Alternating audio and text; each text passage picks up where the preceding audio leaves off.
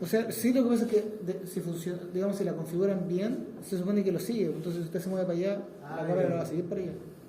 Ya. Y se podrá, ¿no? A ver. Seguimiento de IA. Ahí tiene que ver si la. ¿Cuál es que tiene que hacer? ¿Tiene hasta en la mano? Sí. ¿Tiene que hasta en la mano? Sí. Creo que es como. ¿Era así? ¿O así? ¿Cuál era? Como así. Como tiene que verse. ¡Ay, sí! Mira, Eso, esa es el juego. A ver, muévese por el lado, profe, a ver, si lo sigue. Cash. Ahí está. Qué bien, ¿eh? Hacker. Y ahora que nadie se cruce delante, estamos. Va a llegar el mundo y que no. Voy a llegar para saludar al profe de ahí. Pequeño tutorial.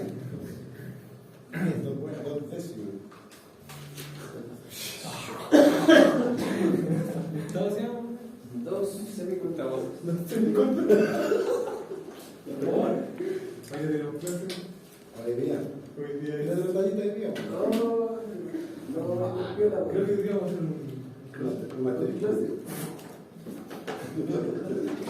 Vamos a hacer un asterisco tricolor. André con ganas de hacer eso.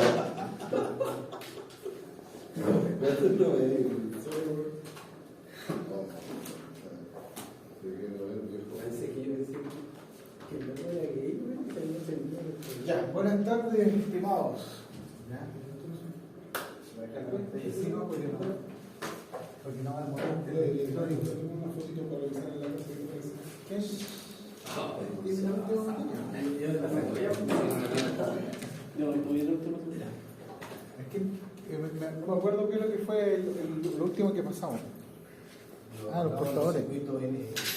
Sí, pero Ya. Después habló de algo más, no me acuerdo, lo que pasa es que fue más como comentario, así que no Ya. lo noté, pero Ya. mencionó.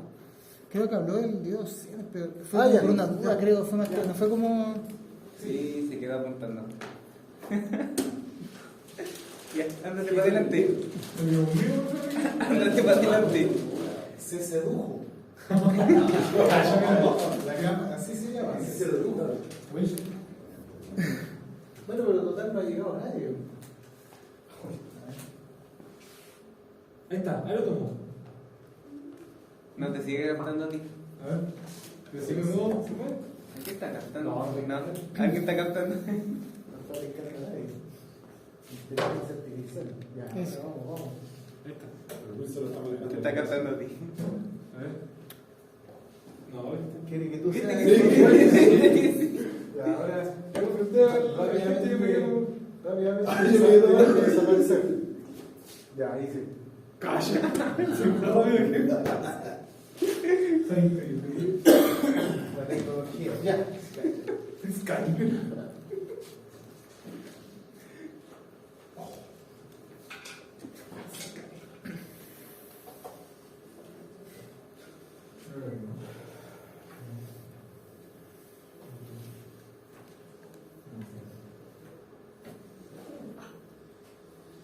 Ya, la juntura dio, nosotros vimos que era un material P y un material N.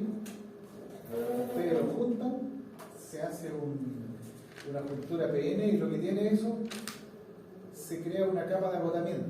¿Ya? La capa de agotamiento es una parte donde no hay portadores, por lo tanto se necesita vencer esa capa de agotamiento para poder iniciar la conducción de electricidad.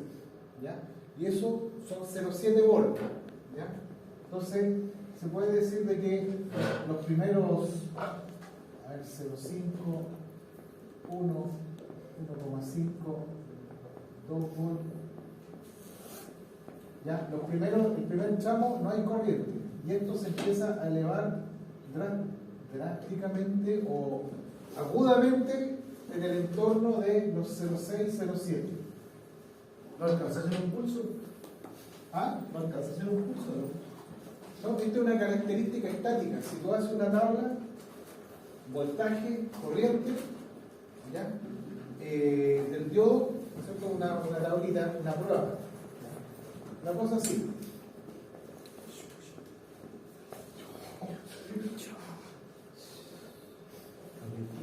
Escucha.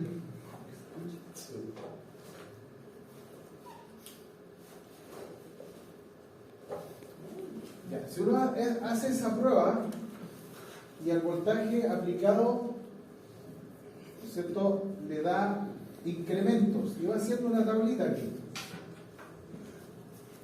Voltaje, corriente. 0 voltaje, 0 corriente. 0,1, 0. 0,4, 0. O sea, no tiene incrementos de corriente porque todavía hay que vencer la capa de agotamiento. ¿Ya? Los portadores tienen que tener la energía como para pasar por esa barrera. ¿Ya? Pero aquí, en 0,6 empieza a haber corriente. ¿Ya? ¿Cierto? ¿Qué sé yo? Puede haber una corriente de 100 miliamperes. Por ejemplo. ¿Ya?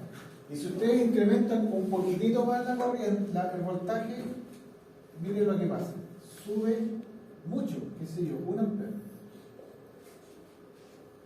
0,65, 1 ampere, por ejemplo. ¿Ya? Y si incrementan otro poquitito más aquí, a 0,68, la corriente se va a infinito, o sea, prácticamente se comporta como un circuito cerrado. O sea, infinito no significa que sean miles de amperes, sino que va a ser una corriente alta y lo más probable es que el diodo se funda. ¿Ya? De hecho, un diodo pequeño aguanta 1 ampere y con 2 amperes empieza a calentarse y se funde. Por lo tanto, la zona, digamos, segura va a poder ser esto.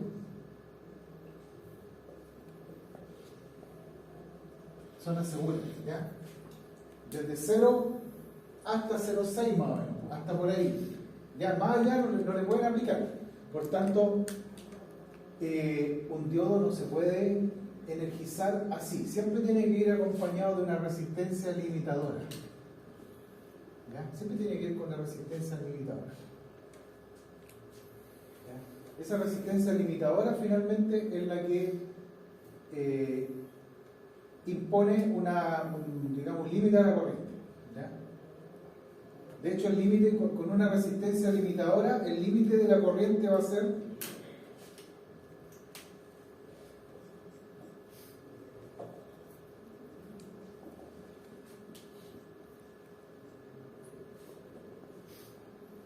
más que límite, corriente del circuito.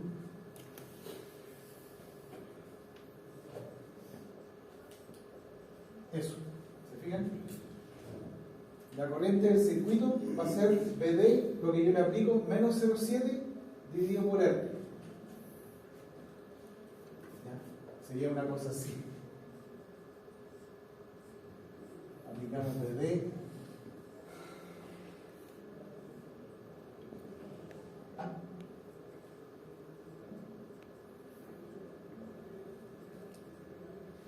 Por lo tanto, en ese circuito la corriente es D menos 0,7 dividido por R. ¿Ya? Esa fuente que aparece ahí no es una fuente de voltaje activo, ¿ya? Es una fuente que aparece como reacción, ¿ya? No es que el diodo esté entregando potencia, no, es una fuente que se contrapone a la otra, ¿ya? Está, digamos, es una fuerza electromotriz en contraposición, ¿ya? Es una cuestión media confusa. Siempre en electrónica uno reemplaza el diodo por una fuente de 0,7. ¿Y por qué está ahí si no está suministrando potencia? ¿Ya? Entonces, ya saben, el diodo en la zona de polarización directa, su voltaje máximo que puede, digamos, tener en los terminales es 0,6, 0,7 volts. Lo que yo le ponga afuera no importa, yo le puedo colocar aquí 20 volts, o 30, o 40 volts, ¿cierto? De todas maneras la corriente va a quedar limitada por la resistencia, ¿no? Si yo le pongo 40 volts, por ejemplo, voy a tener 40 menos 0,7 dividido por 1 kilo, por ejemplo. ¿Ya? ¿Cuánto es eso? hace aproximadamente 40 dividido por 1000, 0,4, ¿no?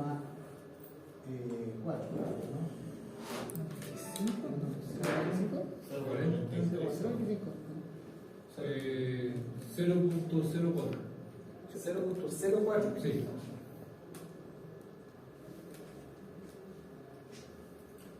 Si le corro un 0 quedan 4, si le corro 2 ceros son 0,04. ¿Sí? ¿Se fijan? Ahí está bien. Yo le puedo colocar 40 volts con una resistencia de 1 kilo y la corriente va a estar acotada en 40 miliamperes, o sea, va a estar por aquí. ¿Se fijan? El diodo va a estar trabajando bien porque le tenemos una resistencia externa. Por eso los diodos nunca se ponen directo con la fuente, siempre tienen que ser en serie con algo, o con una batería, o con una resistencia. No pueden ir solo, ¿no es cierto? Yo no puedo tener el diodo conectado con una fuente así, porque tendría que ser muy preciso para no superar los 0,7 ohms. Profesor, ¿Sí? disculpe, usted había mencionado que cuando supera el 1 ampere, por así decirlo, empieza a fallar. Sí, sí. O sea, ¿el límite es ese o no puede superar el ampere? No sé si... Bueno, hay diodos pequeños, hay diodos medianos, hay diodos grandes, hay diodos gigantes, hay diodos de una innumerable cantidad de aplicaciones. De hecho, el diodo más simple que uno puede comprar, el más barato, el más simple, es un rectificador de 1 ampere, ¿ya? Y se llama, o sea, tiene un código que es 1N4001 hasta el 1N4004. Eso es una denominación de diodo, ¿ya? Si usted va a Saba Electric, por ejemplo, a una tienda electrónica y viene con 1N4001, el caballero le va a entender, usted quiere un rectificador. Y le va a pasar un bichito que no es muy grande, ¿no es cierto? Parece más bien una resistencia, pero viene marcado, ¿no es cierto? Un tubito negro así y cae como una franjita plateada, ¿ya? Esa franja plateada es el cátodo. Entonces este es cátodo y este es ánodo. Y ese es de 1 ampere. ¿Ya?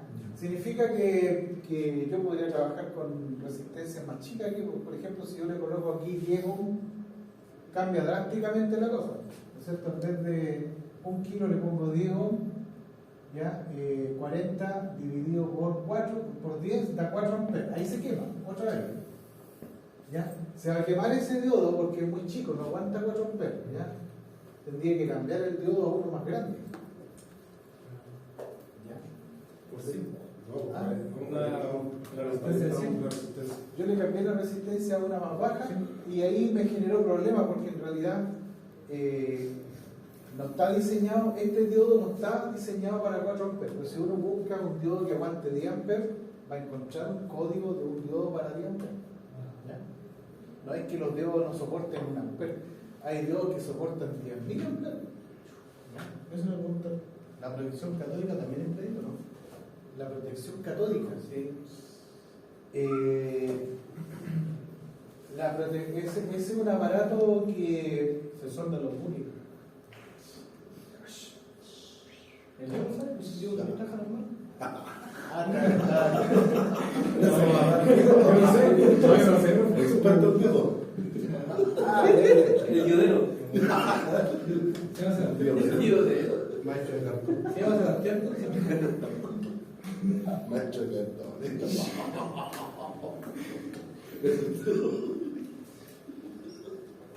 Claro, la protección catódica es para evitar la oxidación. No, es que también trabaja normal. Y nos acuerda de eso. En tierra. Bueno, que No bueno se que acuerda en tierra. mencionaron eso porque son aplicaciones reales.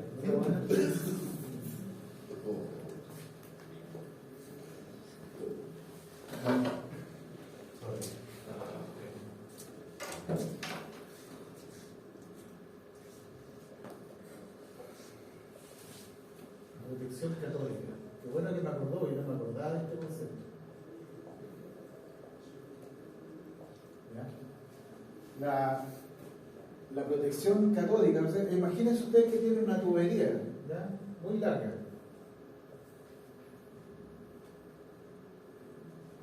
¿Ya? Digamos,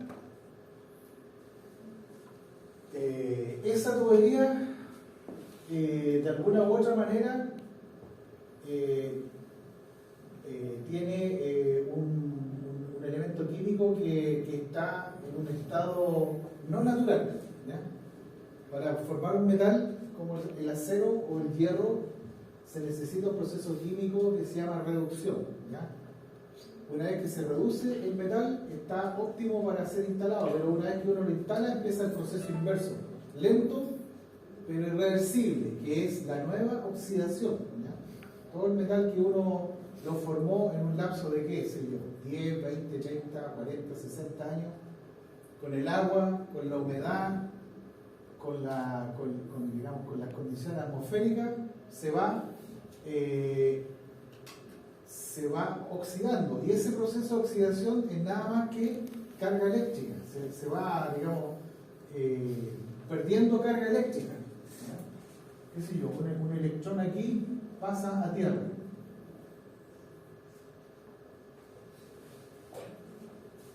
¿Ya?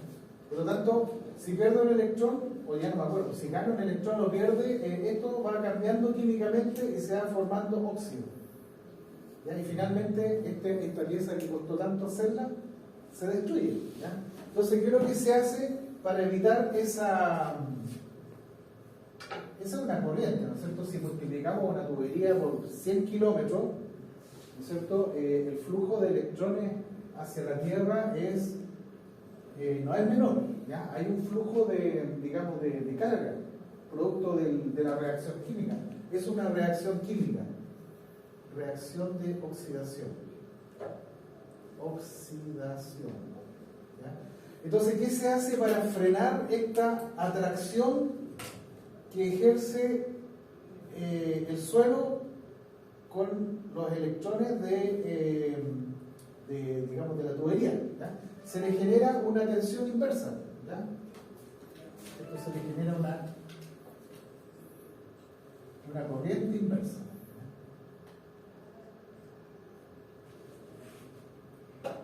Generador de C. Ese generador de corriente continua va a inyectar un voltaje aquí, ¿no es cierto? Ya no sé si es positivo ahí o negativo acá, de modo de que este flujo de corriente se anule, ¿ya? Se vaya anulando, ¿ya? O sea, esa fuerza de voltaje que aplicaba la Tierra sobre la tubería se ve contrarrestado por este generador, de modo que el flujo de descarga se detenga, ¿ya? O se minimice, ¿ya? Eso se llama protección catódica. O sea, yo le coloco un generador de corriente continua, ¿no es cierto?, para evitar el flujo de electrones de oxidación, ¿ya? Entonces contrarresto este fenómeno, ¿ya? Y eso es un generador de corriente continua de un voltaje y una corriente, podría ser, bueno, aquí no recuerdo bien, pero es una corriente elevada, ¿cierto? Que es los 100, 200 amperes, pero con un voltaje pequeño.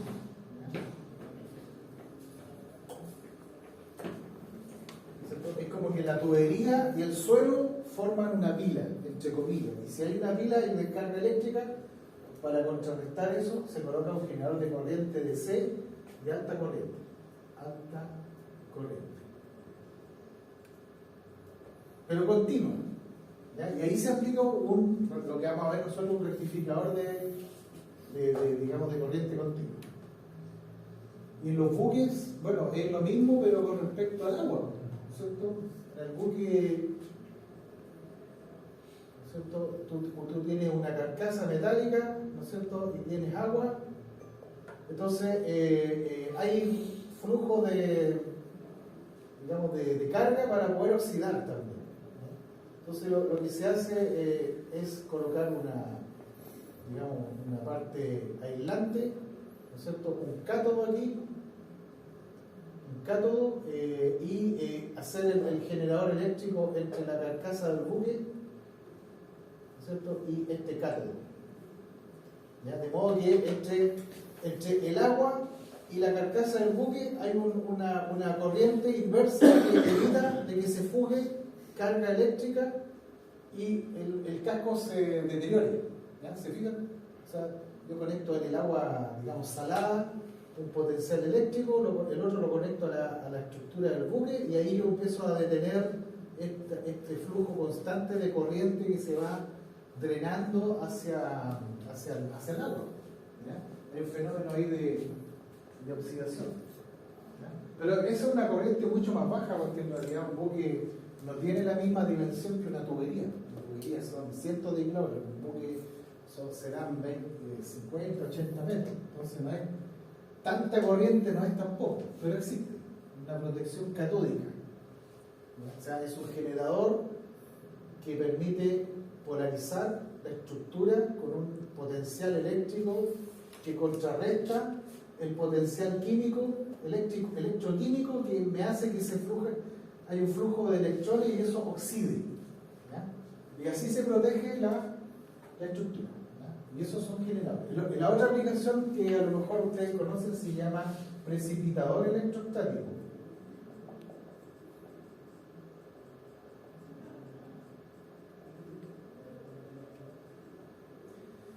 Precipitador electrostático. Ya, esa es otra aplicación. ¿Cierto? Hay una caldera. La caldera quema, digamos, desechos forestales. ¿Ya? Eso va a generar humo. El humo son gases y partículas sólidas. Y esas partículas sólidas son feas, se ven, digamos, son desagradables. Si uno las puede atrapar antes, digamos, sería fantástico porque en realidad no saldría el humo negro, pero sí saldrían gases igual, pero la gente no asocia como el humo negro a lo desagradable. Entonces, atrapar eso se hace con un generador eléctrico, ¿no es cierto? Un generador eléctrico de alto voltaje, ¿no es cierto? 50.000 volts, por decir algo. Corriente continua.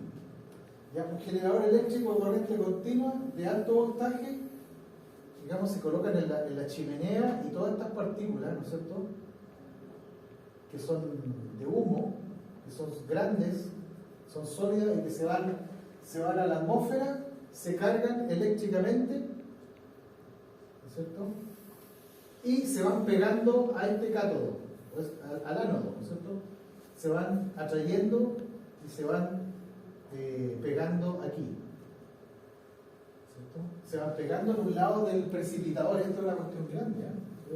Una estructura de varios metros, 10, 20, 15, 30 metros. Y no solamente un tubo, sino que en realidad es como un radiador, ¿no es cierto? Una placa positiva, una placa negativa, placa positiva, placa negativa. Es como el califón, ¿cierto? Uno ve para adentro una estructura como radiador. Entonces, esto se va pegando aquí debido al alto voltaje aplicado. Entonces, ¿qué es lo que viene después? Desenergizar eso, ¿no es cierto? Y esto cae. Se va para abajo, ¿no es cierto? Y se recogerá en alguna especie de cenicero especial, ¿no es cierto?, para botarlo en alguna parte. ¿Ya? Pero básicamente esa es la idea. Atraparlo a través de carga eléctrica de alto voltaje. Y eso se hace con diodos, ¿ya? En este caso con diodos de alta corriente y con diodos de alta capacidad de voltaje. Lógicamente un diodo no puede llegar hasta 50.000 volts. Habría que colocar varias estructuras de diodo como para llegar a 50.000 volts de serie, de continuo, ¿ya? Se lo pueden imaginar esto como una serie de diodos en serie.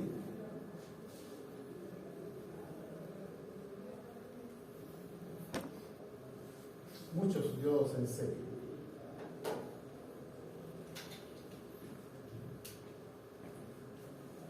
Es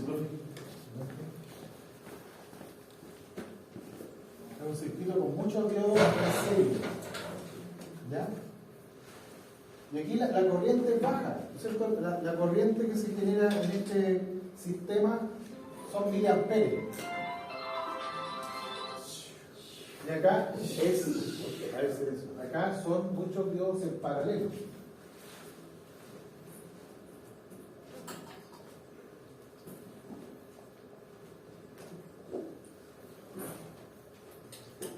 ¿Ya? ¿Por qué? Porque se necesita una alta corriente, ¿no es cierto? No se necesita tanto voltaje porque el potencial químico, el potencial electroquímico de una estructura no es grande, son, qué sé yo, 1,5, 2 volts, es muy chico, pero la corriente es alta, porque está distribuida por varios cientos de kilómetros, por lo tanto se necesita una estructura con diodos en paralelo. Entonces esas son dos aplicaciones típicas, pero eso se hace con diodos súper especializados, ¿ya? Se hace con diodos, en el caso del precipitador, son diodos de alto voltaje, y en el caso de protección catódica, con diodos de alta corriente. ¿Ya? Los procesos que consumen más corriente, control remoto, del data, no tengo. Estaba vendido. Estaba encendido cuando yo. Sí. Ya, bien.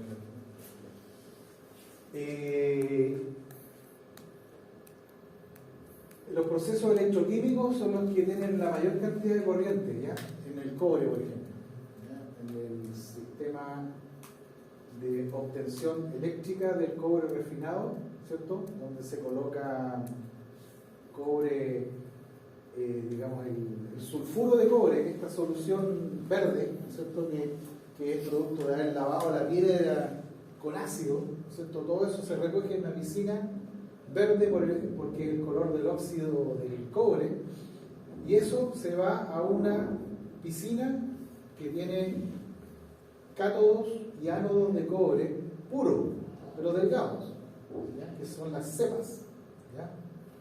Y eso se inunda con este ácido, ¿no es cierto? Y se forma una especie de batería y se le coloca una alimentación eléctrica de corriente continua de varios miles de amperes, ¿ya? Por ahí fácilmente pueden ser 10.000, 40.000, 80.000 amperes, ¿ya? O sea, son corrientes muy elevadas, ¿ya? Pero el voltaje no es tanto, ¿ya? No me atrevería a decir el voltaje, pero no son voltajes de miles de volts, sino que es más bien la corriente, la alta, ¿ya? Se necesita mucho amperaje y tiene que ser continuo, tiene que ser corriente continua, no puede ser alterna, por lo tanto ahí participan diodos de alta corriente. ¿Ya? El cloro también, cuando uno hace cloro lo obtiene del agua salada, ¿no es cierto? La sal de mesa es cloro con sodio, ¿ya? Cloruro de sodio. Entonces, para separar la molécula de cloruro de sodio, lo mismo, se mete en un sistema de electrólisis donde se rompe esta molécula, ¿no es cierto?, con una corriente eléctrica, y esa corriente eléctrica son también 80.000, 100.000 amperes. Entonces, imagínate usted el conductor para poder llegar con 100.000 amperes. Medio, claro, es casi un 10% de 1.000.000 de amperes. ¿Ya? Y ahí, ¿qué es lo que hace? ¿Cómo se puede hacer eso? Con diodos, con rectificadores. ¿Ya? Y los rectificadores ahí son bien, digamos, es una matriz de diodos, no es uno solo, son 96 diodos. ¿Ya? 96 diodos de potencia. Bueno, pero el concepto siempre es el mismo. Conducir y para el otro lado bloquear, ¿no es cierto? Para el otro lado bloquear la tensión. O sea, si ustedes hacen este experimento al revés y en vez de dar voltaje positivo dan voltaje negativo, ¿qué es lo que van a obtener?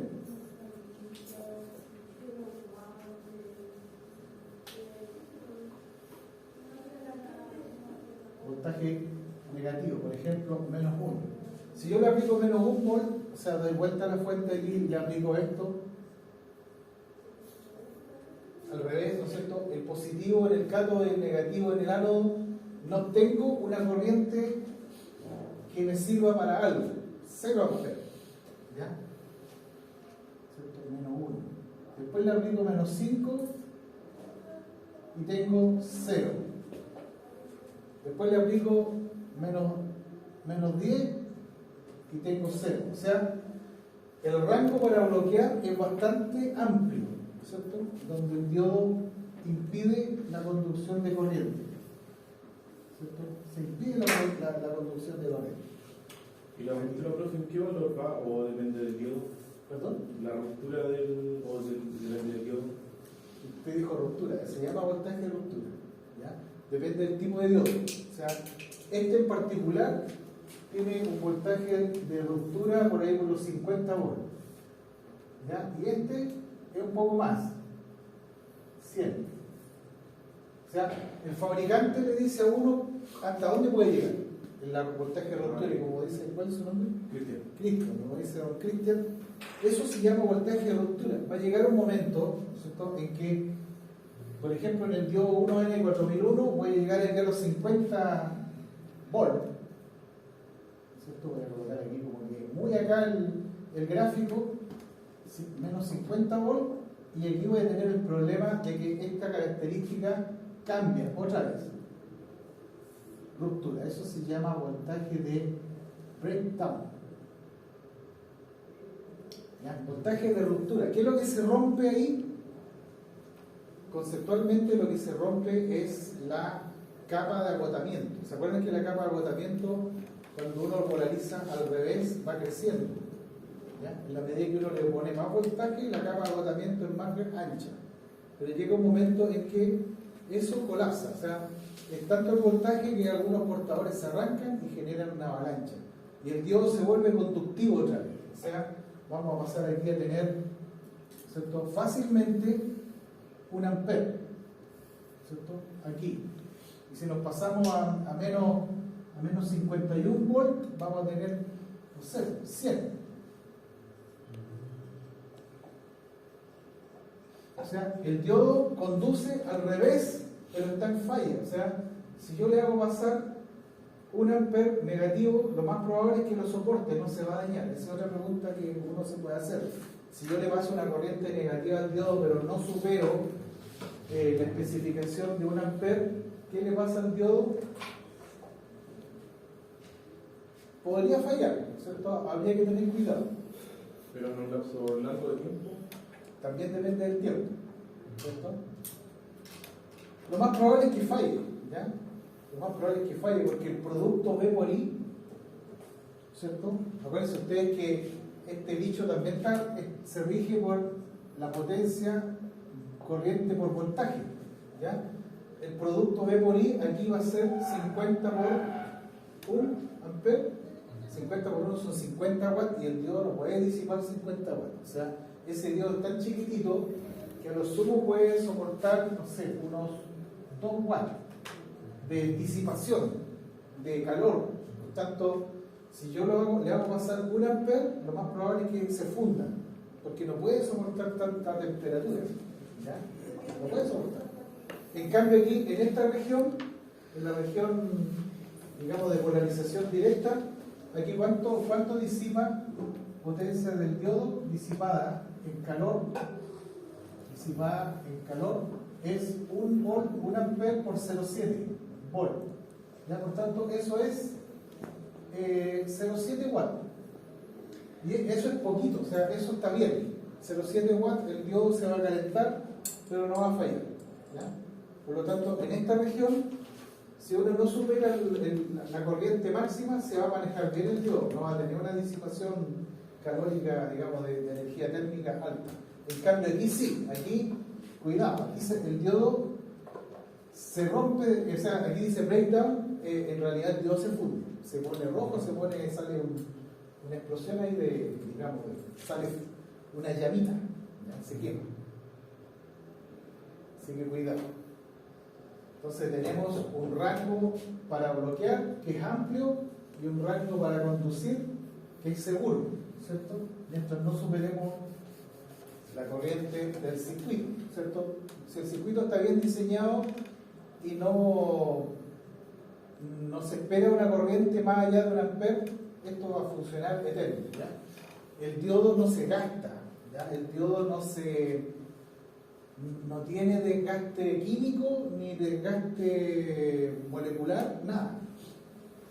Alguien por ahí decía que los diodos LED, ¿no es cierto? Porque la iluminación LED son diodos LED, ¿no es cierto? El diodo LED es una juntura PN donde los portadores, cuando se recombinan, generan una onda de luz, ¿ya?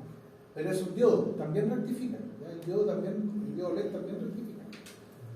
Si yo dejo encendida esa luminaria y no supero estos valores de voltaje de ruptura y corriente máxima, eso podría estar operando 100 años. ¿Por qué falla? ¿Por qué se queman? ¿Por qué se queman? ¿Por qué creen ustedes que no duran lo que uno esperaría de un diodo?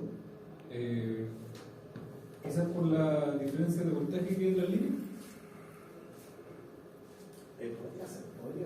¿Sobrepasan el límite de la corriente aceptado? Sí, sobrepasan el límite de la corriente aceptada. ¿Ya? Eso se llama obsolescencia programada. El fabricante, si el diodo dice 1 ampere, adivinen dónde lo deja el fabricante. 1,2. Lo deja justo en el borde del precipicio. De modo que si en algún momento la fuente varía, ¿no es cierto?, entre más o menos 10%, si varía hacia arriba, lo deja tan calculado, tan en el borde del precipicio, que en algún momento va a haber una falla en la alimentación y la fuente de poder tampoco es muy buena. O sea, el fabricante tampoco quiere, no le hace un circuito que sea a prueba de todo. También lo deja ahí, entre comillas, en el borde de la falla. Por tanto, lo más probable es que en una falla esto llegue a 1,5 y ahí muere un LED, después se lleva a otro y finalmente, como van en serie, basta que uno se muera para que muera una línea completa. Entonces, es una falla calculada de manera ingenieril. En electrónica se da mucho eso, ¿no? Sobre todo en la electrónica de consumo se da el tema de hacer una fabricación para que falle en algún momento, calculado, o sea, 10.000 horas de trabajo a las 10.500, falla, lo calculan tan bien que es como una obra de ingeniería de falla, ¿ya? O si no, no habrían, y bueno, ellos lo saben, ¿eh? Ellos saben de que están trabajando así, pero la defensa de ellos es, bueno, entonces hagamos un LED que no se queme nunca y les voy a cobrar $1.000 por luminaria. Ustedes sí, como que dicen, nosotros lo hacemos así para mantener un negocio barato, ¿no? Un negocio rotando, ¿no? Si quieren que hagamos una luminaria eterna, páguennos porque vamos a tener que producir 10 veces menos, ¿no? Entonces no es negocio para ellos.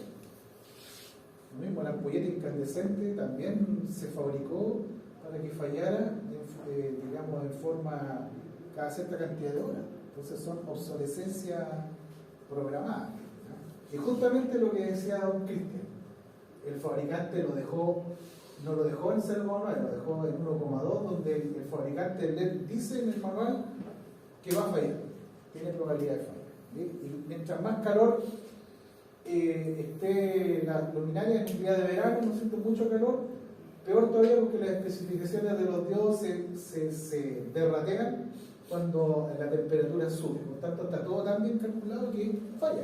Y la gente como que está acostumbrada a asociar la luminaria LED con un tubo fluorescente. El tubo fluorescente uno sabía que se apaga, empieza a flashear, ¿no es cierto? Y incluso hay luminarias tan, digamos, parecidas al tubo fluorescente que a veces parpadean también. Entonces la gente dice, falló como el fluorescente. Estamos acostumbrados a que cuando hacía así era porque había que cambiarlo. Y la fuente de poder tiene un circuito que hace esa cosa así para que la gente se preocupe de cambiarlo. Entonces, pero si uno quisiera hacer una luminaria LED eterna, lo puede hacer. ¿Con un diver no se puede? ¿Perdón? ¿Con un diver o protección? No, es que el diver estaba pensado para una carga básica que era la resistencia eléctrica de una incandescente. ¿Ya? ese circuito funcionaba bien, pero hoy en día lo que uno tiene ahí es, lo que uno alimenta es otro circuito electrónico. Entonces, si tú le cambias la forma de onda con un dimmer, no funciona mal al tiro. Se apaga, no enciende, se puede quemar. De hecho, los dimmers dicen no usar con luminarias LED. No sé si se han dado cuenta. Los dimmers dicen imposible que se use con una luminaria LED, un tubo LED. Funciona con filamento, ¿no es? Filamento no, porque el filamento es una R, y una R, el fenómeno de la resistencia es muy sencillo, ¿ya? En cambio, el fenómeno del LED, o sea, del LED es complejo porque además tiene un circuito regulador, entonces tú estás interviniendo el circuito regulador. Es como colocarle un dimmer a un computador. Si yo le coloco un dimmer al computador, lo más probable es que se queme o se falle todo, ¿ya? Entonces, el LED es eterno, ¿ya? Lo podemos tener encendido 100 años sin problema, ¿ya? No se desgasta, no tiene pérdida, no tiene nada. O sea, en el fondo es una pieza o un invento muy duradero. Lo único que le hace mal a los semiconductores, adivinen qué es lo que es. ¿Qué es lo que los mata a los semiconductores? Aparte de la temperatura, que en realidad la temperatura no la pueden pensar. O sea, los ingenieros saben de que pueden regular la temperatura y regular parámetros para que la temperatura no afecte tanto. Pero hay otra cosa más que los afecte y los mata. La sal. La sal daña un poco la estructura externa. ¿La frecuencia? Hay elementos pensados para alta frecuencia. Hay elementos pensados para alta frecuencia, hay elementos pensados para alta corriente, hay elementos pensados para vibraciones. Los semiconductores, los vehículos están pensados para vibraciones mecánicas. La humedad. ¿Ah? La humedad, no. La humedad, si está bien aislado, le ponen una goma. ¿Cierto? Hay tarjetas electrónicas que le ponen una cubierta de goma para que no le entre electricidad. ¿Se han dado cuenta? Sí. Entonces, también está pensado. A ver quién se lo ocurre. ¿Quién vio la serie Chernobyl? La radiación. La radiación atómica. ¿Ah? Pero profe, Se dieron cuenta que los rusos hicieron un robot para ir a Sí. inspeccionar y el robot duró un poquito y se fue a negro. Sí. ¿Ya? La radiación atómica, ¿no es cierto? La radiación de partículas atómicas, ¿no es cierto? Penetra hasta la juntura y descompone el silicio y su impureza. O sea, todo lo que el fabricante hizo lo descompone químicamente. O sea, se mete ahí y deja todo inutilizable. Porque penetra todo. O sea, están chiquititas las partículas atómicas que pasan por el cuerpo de uno incluso y por el silicio también y lo descompone. Por tanto, la electrónica de semiconductores no es inmune a la radiación. Falla con la radiación. No así los tubos. ¿Se acuerdan que la electrónica antes eran tubos al vacío? Esos tubos que se ponen calentitos, digamos. Esos tubos, esa electrónica de la década del 20, 30 y 40, esa no tiene problema con la radiación. O sea, esa es inmune a la radiación. Por tanto, una cosa por otra. Los semiconductores son fantásticos, pero por ahí mueren. En cambio, la electrónica antigua de tubo al vacío no se afecta con la radiación. De hecho, los sensores electrónicos para medir la radiación en la época de los Curie, ¿no es cierto? De Madame Curie, los contadores de partículas, eso no eran semiconductores, eran tubos al vacío, por eso no fallaban. Y si queremos colocar una electrónica para medir radiación, hay que cubrirlas por plomo y por capas, digamos, súper gruesas de escudo contra radiación. ¿Qué me le iba a preguntar, ¿cómo los artículos electrónicos médicos están expuestos diariamente a una radiación?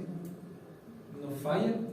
O sea, hay, como bien dice usted, los cubren con plomo, imagino, para evitar que... Todo lo que es equipo médico está súper normalizado y está cubierto por paredes digamos, de metal denso para que no se descomponga. O sea, está todo está pensado, pero si yo le saco eso y lo pongo en la radiación, digamos, atómica, falla. Y la radiación solar tampoco influye en el electrónico, porque cuando dicen que es como tormenta de sol, así, también dicen que hay problemas con el sistema electrónico. ¿Será más que nada por la palabra radiación más que sea atómica o...? Es que la radiación, cuando el sol se manda esas tormentas, vienen partículas también. O sea, no es solamente ondas electromagnéticas, sino que también vienen rayos alfa, rayos gamma, y eso también son partículas radiactivas, ¿ya? Entonces alteran sistemas electrónicos, sobre todo los satélites. Los satélites empiezan a fallar porque la radiación que viene de ahí lo complica. A pesar de que están preparados para eso, pero de repente puede haber una tormenta muy grande y llega un chorro de partículas y lo atraviesa y descompone la electrónica. Entonces cada cierto tiempo se caen, por eso mismo. La radiación, pero la luz solar en sí no. La radiación ultravioleta, lo que uno va a la playa, eso no le hace nada. Pero sí una tormenta electromagnética, una tormenta solar, sí altera, bueno, y no solamente la parte electrónica, la parte eléctrica igual. Entonces, si pasan muchas partículas cargadas y se pillan con líneas eléctricas de alta tensión de varios cientos de kilómetros, inducen corrientes parásitas y eso hace que el sistema empiece a oscilar, entrar en fallo por el control. ¿Ya? Pero básicamente, volviendo al tema inicial, el diodo no se gasta, no tiene pérdidas, no se degrada químicamente, es eterno, es una solución, digamos, fantástica, mientras no le llegue la radiación, ahí sí. O sea, en un apocalipsis nuclear, lo primero que se va es la electrónica, o sea, no vamos a tener celulares, ojalá que no pase nunca, pero muere todas las comunicaciones, tío. Porque todo está basado en semiconductores, entonces no puede estar sometido a radiación. Ya. Vamos, ya se entendió esto. Entonces, esta curva que aparece aquí puede parecer compleja, ¿no es cierto? Pero nosotros vamos a hacer una especie de idealización. Vamos a hacer una especie de idealización. ¿Cierto? Vamos a suponer que esa curva la vamos a suponer mucho más simple, ¿ya? Una cosa así. Que un modelo que funciona bien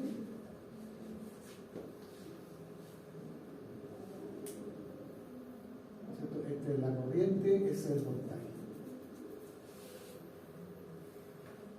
¿Ya? Y no nos vamos a preocupar mucho del breakdown, ¿ya? Por ahora. ¿Ya? Ese modelo corresponde a este circuito. Vamos a reemplazar entonces al diodo por un circuito como este. Un switch cerrado, ¿no es cierto? Y una fuente en contraposición, que se llama voltaje de umbral. Silicio. Entonces, este es ánodo, este es cátodo, ánodo, cátodo. ¿No es cierto? Si el diodo conduce, es el circuito, este es el circuito equivalente, ¿no es cierto? Si está polarizado positivo, negativo, ese es el circuito equivalente. ¿Qué es eso en realidad? Si el diodo está polarizado inverso, ¿cierto? El circuito es este. ¿Cierto?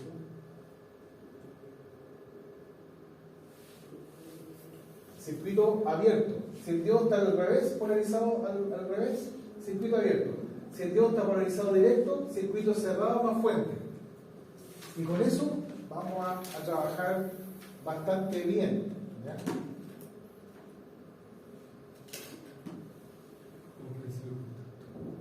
¿Cómo? ¿Es como un principio de contactor? Es como un contactor. Lo que pasa es que el contactor no es sensible a la polaridad del contagio. Claro. ¿Sí? Digamos un interruptor o sea, este es un interruptor electrónico, ¿ya? Un interruptor electrónico que es sensible a la polaridad, ¿cierto? Si yo le aplico una batería y la batería está conectada con el más en el ánodo, el circuito se cierra, ¿ya? Y aparece un voltaje de umbral, ¿no es cierto?, de 0,7 volts. En contraposición, si yo lo coloco al revés, el circuito se abre y nada más que eso, ¿ya? El tema es cuando tú lo haces trabajar con corriente alterna, porque la corriente alterna cambia polaridad 50 veces por segundo, por tanto el diodo se cierra y se abre 50 veces por segundo. Es muy rápido, porque no tiene nada mecánico, ¿ya? ¿Cierto? El diodo es solamente un fenómeno físico que permite la conducción, no es como el interruptor que es una bobina, ¿no es cierto?, un metal, un resorte, y se cierra y eso demora 1, 2, 3 o 4 ciclos de red. ¿Cierto? Cortaría media onda nomás entonces. ¿Ah? Cortaría media onda.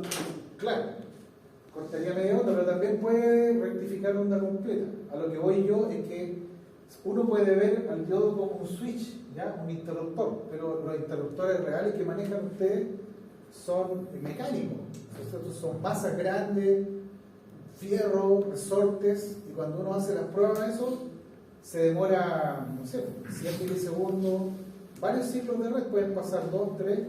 Los fabricantes tratan de que sea un cuarto de ciclo que opere, lo más rápido posible. Pero como todo es mecánica, no pueden llegar a hacerlo tan rápido como uno quiere. En cambio, el diodo no tiene elementos móviles, no tiene elementos mecánicos, o sea, es electrónico, por tanto puede operar lo más rápido que uno quiere. De hecho, 50 Hz es prácticamente poco para un diodo, ¿cierto? Los diodos que operan en los computadores, ¿no es cierto?, en la CPU hay diodos chiquititos, microscópicos, ¿ya? Y esos operan a gigahertz. Por tanto, el manejo de la frecuencia en un semiconductor es bastante rápido, súper rápido, ¿ya? También hay interruptores de potencia electrónicos, ¿ya? Bypass electrónico se llama, que uno quiere bypassear algo rápido con electrónica. También existen bypass electrónicos de, qué sé yo, de 100, 200, 400 amperes. También existen diodos que permiten actuar súper rápido en una carga eléctrica, ¿ya? ¿Por qué no se hacen protecciones eléctricas entonces de ese tipo con semiconductores? Y la razón de por qué uno no tiene una subestación donde reemplace los switchgear por elementos de semiconductores, la razón es que los voltajes son reducidos. Ya para los semiconductores manejar ya 1000 amperes es complicado, ¿ya? O sea, es rápido, es eficiente, pero cuando uno le sube el voltaje empieza esto, ¿ya? Tiene este problema, y eso no es, por ejemplo, para un diodo ya manejar 4000 volts ya es complicado, ¿ya? Es muy especial el diodo, muy difícil de fabricar.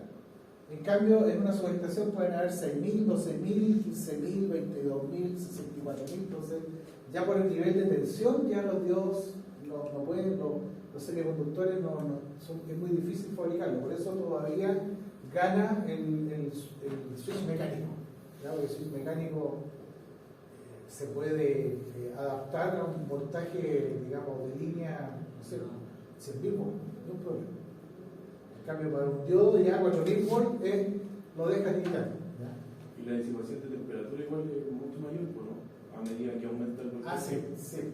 Porque, claro, se hace más grande el equipo, pero la disipación de temperatura es mucho mayor. Sí, tiene pérdida. Acuérdense ustedes que siempre van a ver, si está conduciendo, siempre son 0,7. ¿No es cierto? En un interruptor mecánico que se cierra, la resistencia que tiene entre contactos no es grande.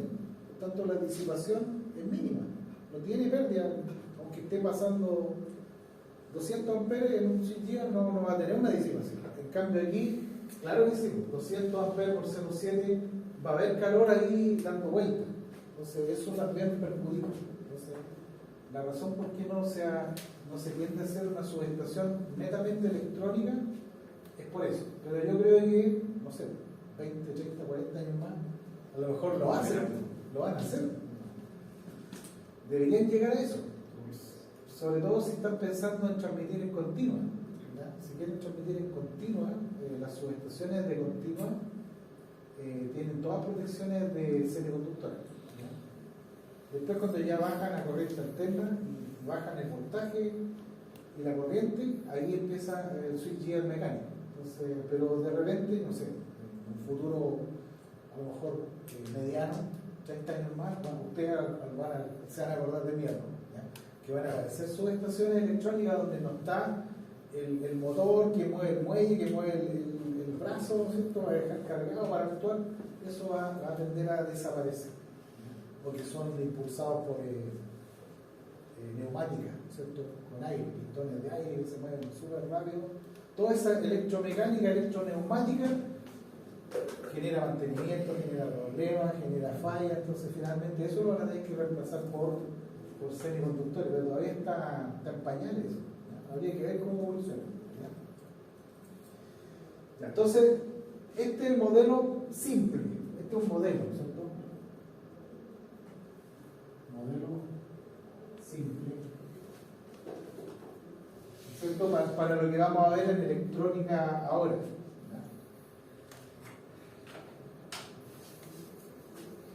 ¿Qué es lo que vamos a ver? El rectificador, ¿cierto? Entonces, aplicación, el rectificador.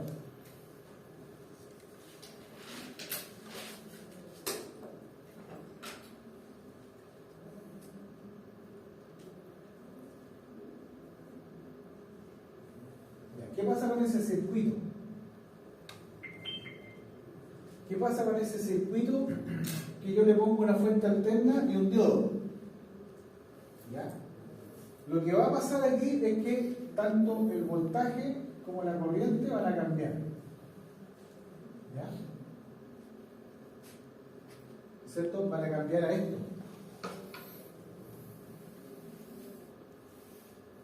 Esta es la tensión de entrada.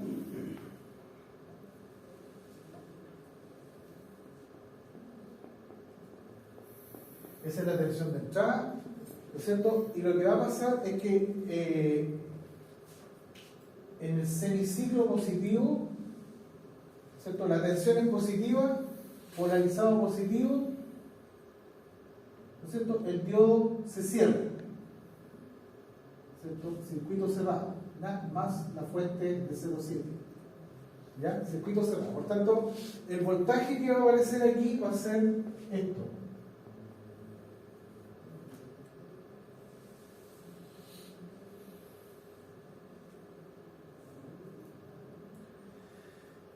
¿Ya? Hay una pequeña diferencia que son los 0,7 volts. Una pequeña diferencia. Pero básicamente pasa la mitad de la onda. Y en la onda negativa, de semiciclo negativo, se recorta. Se recorta la onda. ¿Cierto? Aquí pasa y aquí se recorta. ¿Cierto? Aquí hay un recorte, diodo off. ¿Cierto? Diodo off. De aquí diodo on, de aquí diodo on. O sea, está encendido un semiciclo, apagado el otro semiciclo, encendido un semiciclo, apagado el semiciclo. Entonces, el voltaje aquí son pulsos.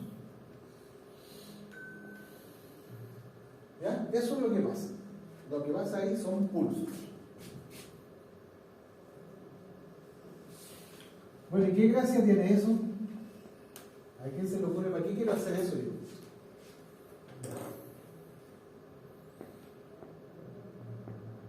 Porque yo quiero pulsos. ¿Para hacerlo más continuo? Por ahí va. Para trabajar con los voltajes positivos. Por ahí va también. Bueno, es la respuesta. ¿Ya? ¿Cierto? Es porque esto no tiene, el valor medio de eso no tiene valor medio, ¿cierto? El BI promedio, ¿cierto? El CC, 0 volt CC. ¿Ya? Si yo le tomo el valor CC a una onda alterna, el medidor me marca 0. ¿Ya? ¿cierto? No es como la batería del auto. En la batería del auto yo tengo un voltaje continuo, 12 volts, que no cambia. Por lo tanto, yo conecto mi instrumento corriente continua y mido 12 volts. Pero si cambio el instrumento alterna y mido la batería del auto, me marca 0. 0 porque no hay valor alterno, ¿cierto? Muy negativo. Claro, no está la componente alterna. No. La batería es full DC y 0 AC. En cambio, lo que uno tiene aquí como 220 son 220 efectivos, o sea, son 220 volts RMS o efectivos o eficaces de una onda pura alterna. Y si yo le mido la corriente del voltaje continuo, me marca 0. Por tanto, aquí yo no podría tener estas aplicaciones, ¿cierto? Estas aplicaciones de aquí son posibles solamente cuando tengo un voltaje continuo, promedio, positivo o negativo, como dijo su compañero. Necesito yo un voltaje promedio positivo, y esto tiene un voltaje promedio positivo. Esto que está aquí tiene un voltaje promedio, porque si yo le saco el valor promedio, ¿cierto? ¿Qué es lo que es el valor promedio? Es el área bajo la curva. ¿Se acuerdan de la integral, no?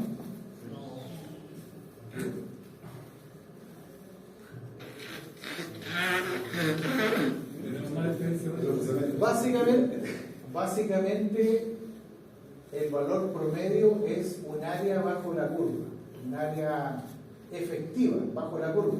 Entonces, esta señal de aquí sí tiene área bajo la curva, un promedio, ¿no? Yo esa área, ¿no es cierto?, la divido por el periodo y tengo un valor promedio, voltaje SC. ¿Ya? Entonces, viéndolo desde ese punto de vista, hay energía promedio corriente continua, por lo tanto yo podría aquí cargar una batería, ¿no es cierto? Si esto yo lo reemplazo por una batería, la batería se va a cargar, va a adquirir energía química. ¿Ya? Pero no es continuo todavía. No. Continua. Sí, es continuo pero pulsante. Es continuo pero de mala calidad. O sea, yo no podría pensar en conectar un circuito que sea de mucha potencia, porque estos pulsos van a generar vibraciones y problemas en la carga. Pero ya logré el objetivo. Logré traspasar, porque yo no puedo alimentar una batería de auto y cargarla con alterna. ¿No? Voy a quemar el transformador y voy a echar a perder la batería. O sea, si yo cargo un transformador de 12 volts y lo conecto a la batería de 12 volts, voy a generar un cortocircuito. Porque no son los mismos 12 volts. Uno es alterno, el otro es continuo. Por tanto, hay diferencias instantáneas de voltaje y eso genera corriente peak. Finalmente se quema el transformador y se quema la batería y a lo mejor se quema usted las manos. Todo falla. En cambio, si hago este circuito con ese diodo, la batería no va a fallar, el transformador tampoco, y la batería va a tomar carga. Claro que podría llegar a fallar esto, porque en realidad es mala, es una continua de mala calidad, ¿ya? Tiene mucha ondulación, ¿no es cierto? El voltaje salta y se pega al piso, salta y se pega al piso, ¿ya? Es como que ir a tirones. Entonces no es la buena calidad. Pero ¿hay solución para eso? Sí, hay bastante métodos de solución. Ya me están haciendo señas aquí los muchachos de que ya tengo que cortar el... Profesor, la consulta, ¿cómo se llama ese diferencia de voltaje que hay entre el voltaje que queda entre el grupo y el voltaje? Este se llama, este es el voltaje umbral del diodo, umbral de conducción. Ah, ese es el mismo. Sí, voltaje umbral de conducción. Este. VTH, claro, VTH y viene de threshold. No es TB, se parece, pero el threshold es umbral. Voltaje umbral. O a veces en algunos libros le ponen voltaje gamma. Voy a pasar la lista. Mañana yo no puedo hacer la clase de las 5, pero la profesora está dispuesta a continuar, la profesora de máquina. Sigamos, dijo. ¿Les digo? Ya. Sí. Perfecto. Ya, Becerra, Becerra, Burgos, Presente. ¿ah? Guzmán, Llorat, Presente. La Enseca, Neira, Rodríguez,